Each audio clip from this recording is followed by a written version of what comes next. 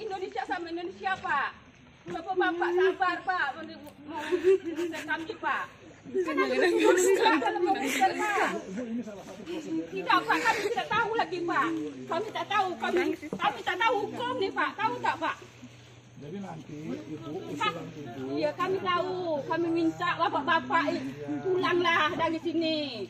Kan ada yang atasan yang ngurus. Iya Bu, kami diperintah atasan. Ya makanya Kak, sekarang kami minta, kami mohon dengan bapak-bapak baliklah dari sini. Ya, kalau memang kami saatnya diusir dari sini, kami pergi Pak, walaupun di kampung kami.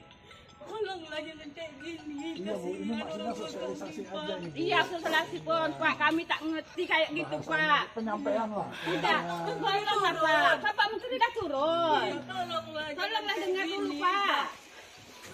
Sabar dulu Pak. Orang tua kami bukan tak sakit di rumah tuh Pak. Kan badan ibu ini kan kesian. Penat Pak, kami nih kat rumah kena lete terus Pak, gara pasal benda nih.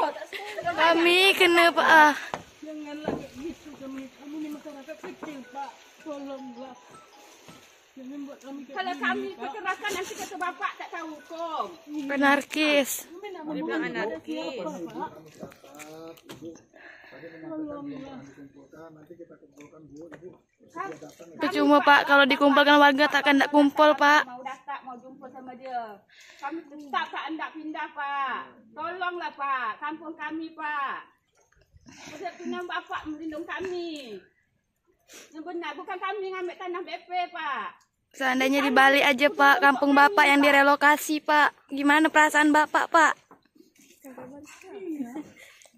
Tolonglah Pak, tengok kesian ibu-ibu kami. Orang tua kami mau kerja apa Pak kalau misalnya direlokasi Pak? Bapak kami mikirkan Kami masih sekolah loh Pak. baru nih meninggal lagi Pak. Berapa orang Masih jauh lagi pendidikan kami Pak. Orang tua kami mau kebiayain pakai apa Pak? Pakai daun. Bapak enak Pak, berseragam. bapak datang tuh. Tiap bulan gaji ada terus. Masalah ini bapak datang seragam ramai. Kayak mana yang tangkap kami? Besok kalau gitu kami ganti baju besok agama Bu ya. Kami takut Pak. Ya udah yuk kita Besok bapak datang pun tak usah lagi Pak. Tolong tunggu selesai apa benda. Ibu katanya suruh datang pakai baju preman. Kami tidak mau Pak. Tolonglah Pak. Kami tolong janganlah Pak. Ya udah kami kembali Bu ya. Karena bapak bantu kami. Oke Bu ya, kami balik ya. Ya. Kami tahu minta balik semua ya Pak ya. Oke Bu. Ya.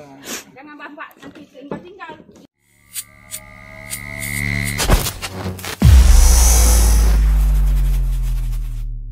Kita tonton dulu.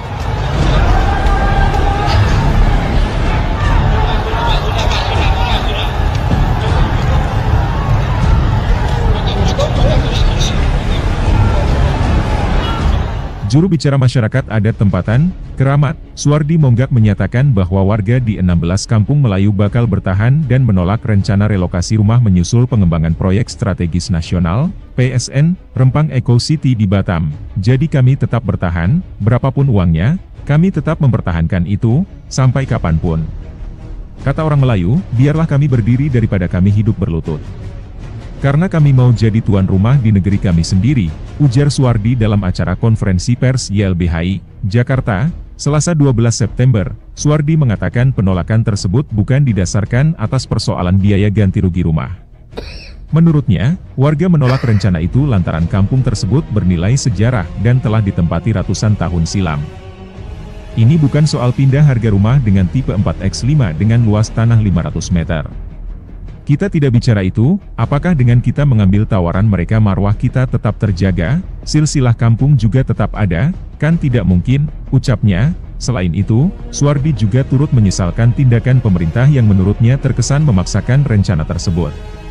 Padahal, kata Suwardi, warga jauh-jauh hari sudah menolak rencana itu. Konflik ini bermula dari adanya rencana relokasi warga di Pulau Rempang, Pulau Galang dan Pulau Galang Baru dalam mengembangkan investasi di Pulau Rempang menjadi kawasan industri, perdagangan dan wisata yang terintegrasi. Proyek yang dikerjakan oleh PT Makmur Elok Graha, MEG, ditargetkan bisa menarik investasi besar yang akan menggunakan lahan seluas-luas 572 hektare atau sekitar 45,89% dari total luas Pulau Rempang 16.500 hektare. Bentrok pun pecah antara aparat dengan warga pada 7 September lalu.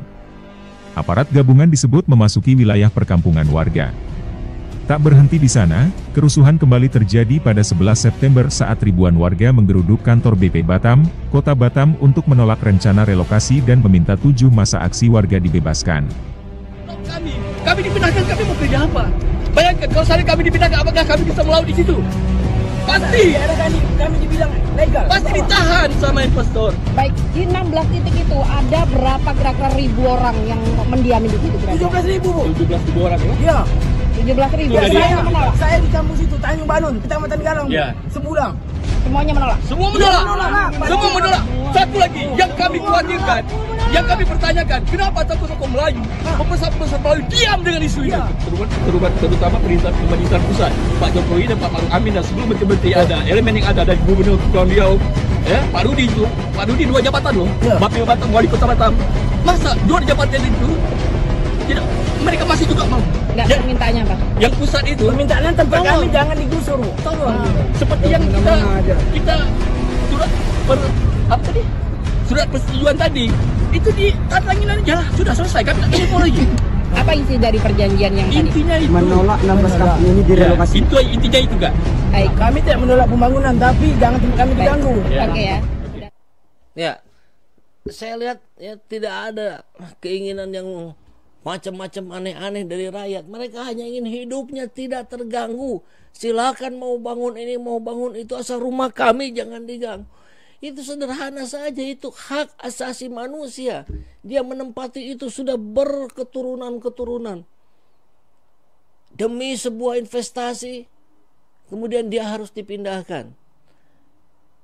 Padahal tetap saja bisa dibangun kalau mau, kan begitu. Jangan-jangan karena ini mau diganti rakyat Rempang oleh rakyat RRC seperti analisanya Pak Mehmet Hakim. Konon katanya ada miskomunikasi, harusnya ada ganti rugi dan sebagainya. Ini soalnya bukan sekedar ganti rugi. Ini soal sejarah. Ini soal nenek moyang. Mau investasi tapi kemudian membuat rakyat tercerabut hak-haknya. Tentu ini yang menjadi pertanyaan kita. Senior kita Pak Mehmet Hakim, Dr. Mehmet Hakim, pegiat sosial, pengamat politik. Ini rakyat Rempang mau diusir ini. Mau diganti rakyat RRC. Investasi model apa ini? Jadi beliau mengupas dengan cukup tajam ya, bagaimana seluk-beluk Rempang ini. Menarik untuk menjadi bahan pembelajaran untuk kita semua ya. Agar kita berdaulat itu bukan sekedar ucapan, tapi betul-betul diakui oleh negara. Bahkan ada kalimat dari warga Rempang di sana, rakyat Rempang di sana yang membuat saya sih tertegun ya, sampai bilang biar kami mati berdiri daripada hidup berlutut. Jadi udah nggak ada lagi urat takut ya. Ini pemerintah harus betul-betul bijak gitu. Harus mau mengoreksi diri kalau ada kesalahan-kesalahan dari kebijakan yang sebelumnya dibuat. Harus mau mengoreksi kebijakannya.